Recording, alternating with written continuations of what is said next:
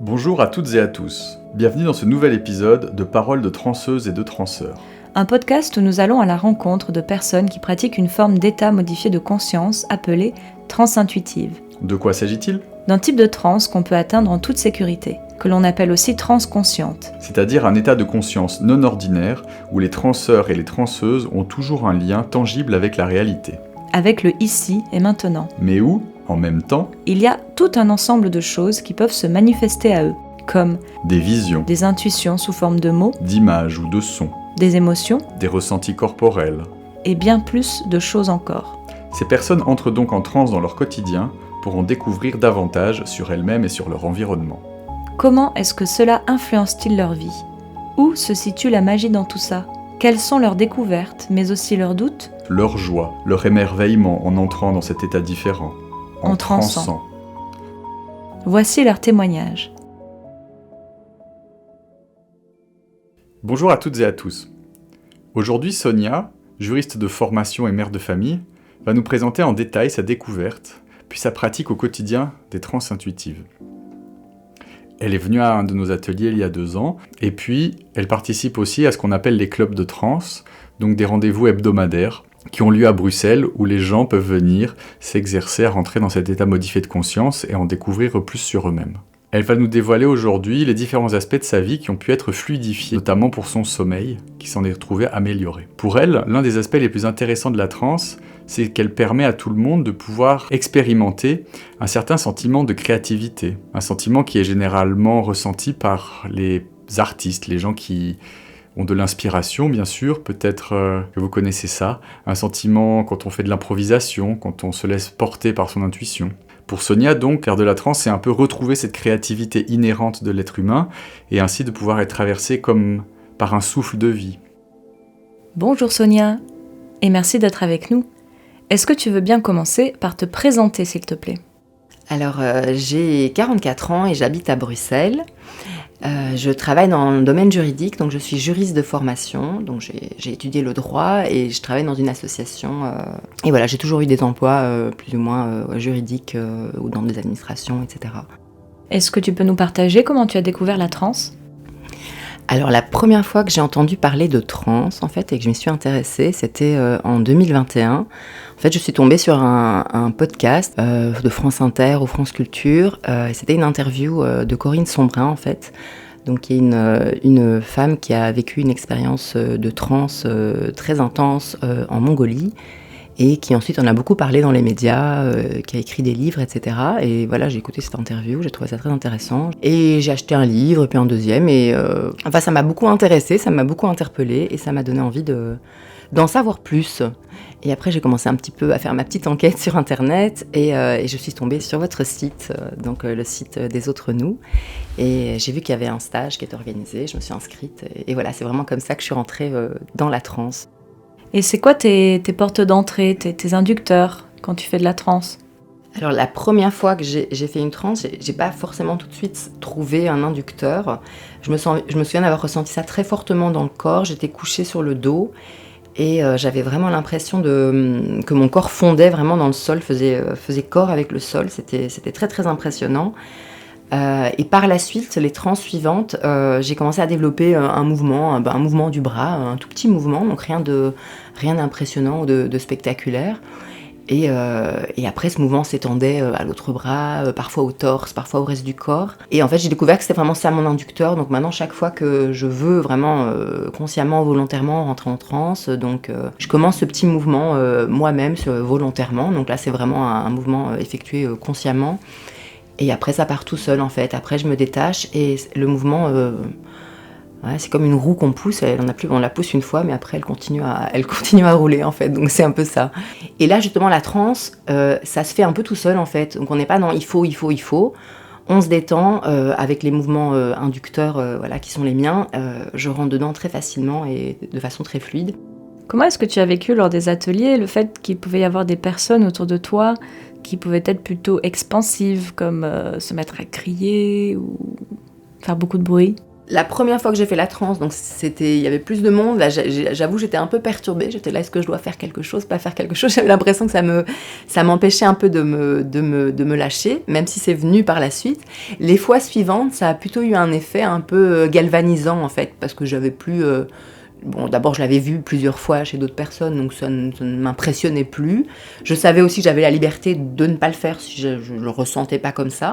Donc ça dépend. Ça dépend de nouveau encore de l'état d'esprit du moment. Je sais que des fois, je n'ai pas participé. Je suis restée dans mon coin à faire ma transe à moi. Parfois, je participe. Et là, il y a vraiment quelque chose d'intéressant qui peut intervenir, une belle communication, une belle interaction avec les gens et des belles découvertes à ce niveau-là. Il n'y a pas d'obligation de pousser des cris de loup. Voilà, ça c'est une dimension de la transe, mais tout le monde n'a pas besoin de la vivre ou ne le ressent pas comme ça. Moi, je suis pas quelqu'un de super expansif, donc par exemple, c'est pas un truc vers quoi je vais spontanément. Peut-être que ça va venir, mais il n'y a pas de... En fait, j'ai pas envie de m'imposer justement une obligation de résultat. Je vois plus ça comme quelque chose qui... On fait d'abord ça parce que ça nous fait du bien, parce que ça nous apporte quelque chose, parce que ça nous enrichit. Et quel est l'impact que la transe a eu dans ta vie ?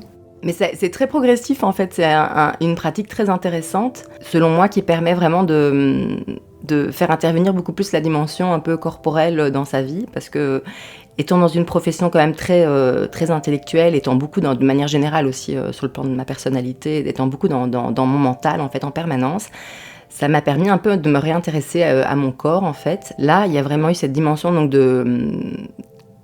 d'état de conscience modifié, avec un peu une distanciation du mental, mais sans forcément l'éteindre, et une mise en route du corps par la même occasion. Concrètement, pour l'instant, moi je l'utilise plus lorsque j'ai des insomnies en fait, et donc j'ai remarqué que ça avait un effet très calmant sur moi, ça permettait un peu de prendre de la distance justement par rapport à mes pensées.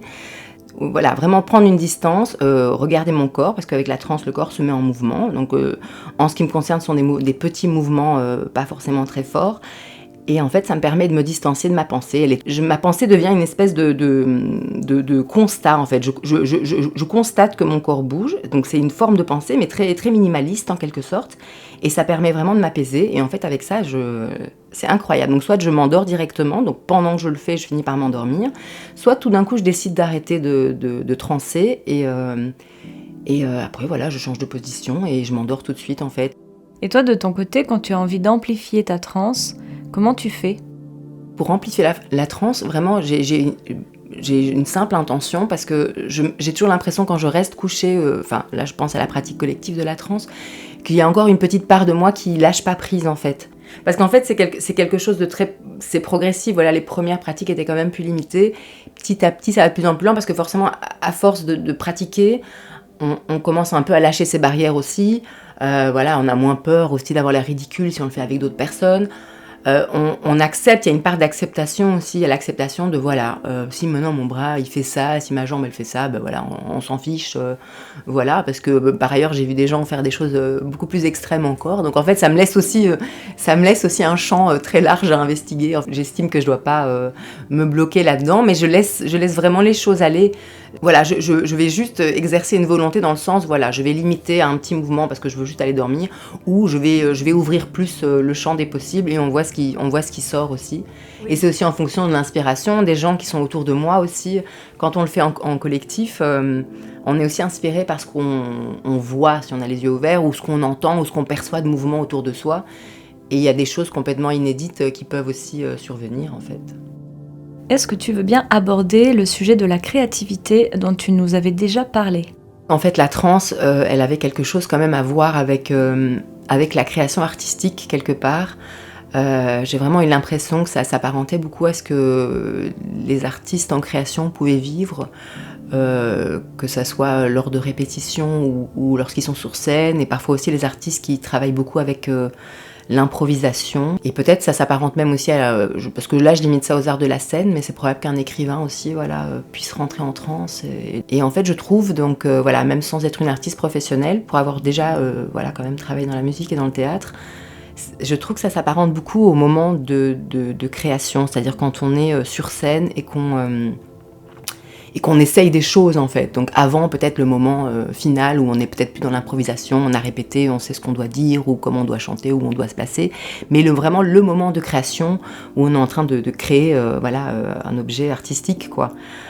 Et ben ce moment-là, ça me fait beaucoup penser à l'état de transe et c'est très agréable. Et en fait, je trouve ça aussi quelque chose de bien. Je trouve que la transe peut apporter à des gens qui ne sont pas artistes professionnels d'avoir un peu un goût de l'effet que ça fait de performer quoi. Et qu'en fait, on peut vivre même sans être artiste. En fait, finalement, je trouve via la transe en fait. En tout cas, ça s'apparente énormément. C'est très libérateur parce que justement, je pense que les artistes dans leur pratique quotidienne, c'est facile pour eux de se déconnecter du mental. Et qu'est-ce que le collectif t'apporte dans ta pratique, notamment au club de trance par exemple, qui a lieu toutes les semaines à Bruxelles? Mais alors moi je suis pas toujours très disciplinée, donc je trouve ça chouette d'avoir d'avoir une base régulière en fait et de continuer à explorer. Et ce que je trouve sympa aussi, c'est que vous nous aidez à explorer différentes possibilités, différentes façons d'induire la transe. Il y avait des exercices de visualisation que vous aviez fait, que j'avais trouvé super intéressant, des exercices de transe en silence aussi, ça c'est super intéressant. Là c'est très, là il faut vraiment beaucoup de lâcher prise aussi parce qu'il y a pas de son, il y a pas de qu'est-ce qu'on fait, qu'est-ce qu'on peut s'autoriser à faire ou pas. Les chants, ça c'était vraiment super aussi de chanter, de faire des sons, de se mettre au diapason avec les autres, de dialoguer mais avec une autre langue. Les petits sons, comment vous appelez ça? C'était la langue, un langage le proto-langage, voilà. Donc ça c'était aussi super intéressant d'exercer un peu ce proto-langage et de se parler avec d'autres personnes avec ce proto-langage. C'est même super rigolo. En fait, c'est très ludique. Quand on se lâche vraiment, c'est très très chouette en fait. Qu'est-ce que tu dirais, toi, à des personnes qui auraient envie d'essayer la transe? Voilà, alors je pense qu'au départ, quand on commence ça, on a un peu peur, on se dit qu'est-ce que c'est que ce truc, voilà, et puis en plus si on lit les livres ou on écoute les podcasts avec Corinne Sombrin, on se dit voilà, c'est un peu extrême, on se transforme en loup, on pousse des hurlements, donc il y a un côté un peu effrayant, on se demande si c'est pas du pipeau, si c'est pas un truc de fou en fait. Et en fait je veux dire que la transe, il y a autant de transe qu'il y a de personnes, et même pour une seule personne il peut y avoir différentes façons de transer selon le jour, la journée, l'état d'esprit du moment.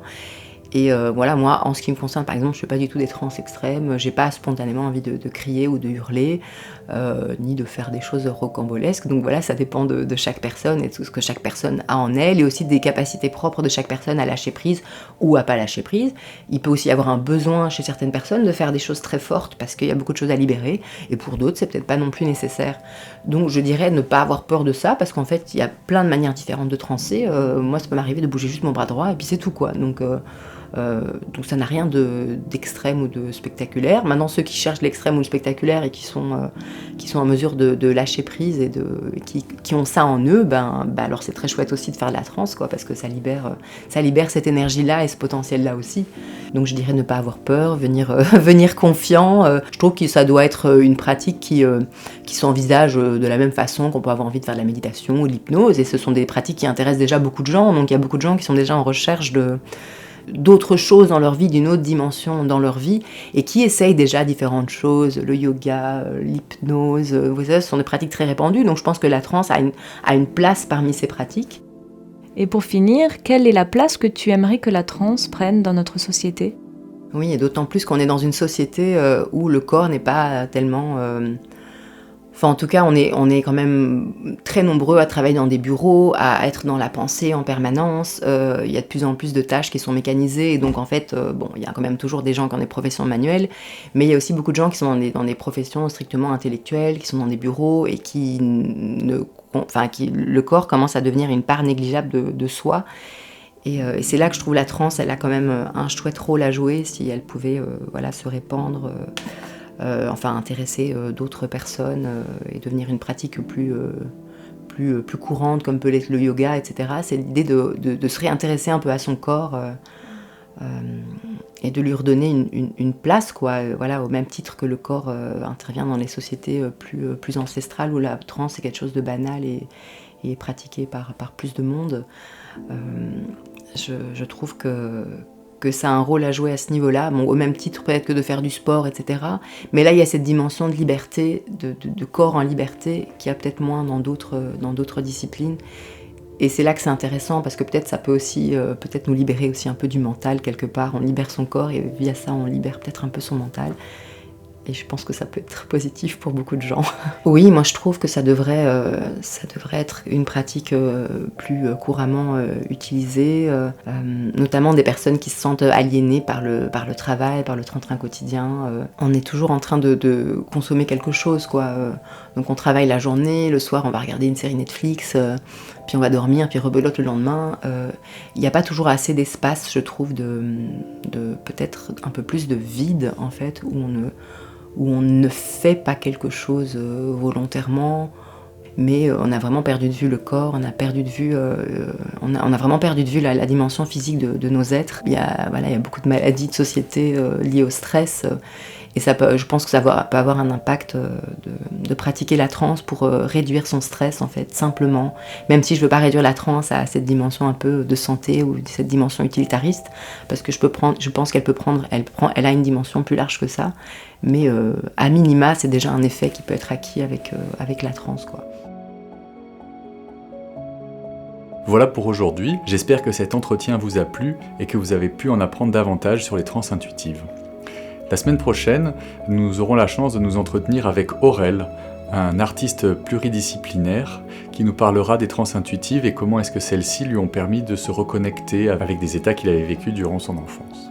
Passez une belle semaine et à bientôt!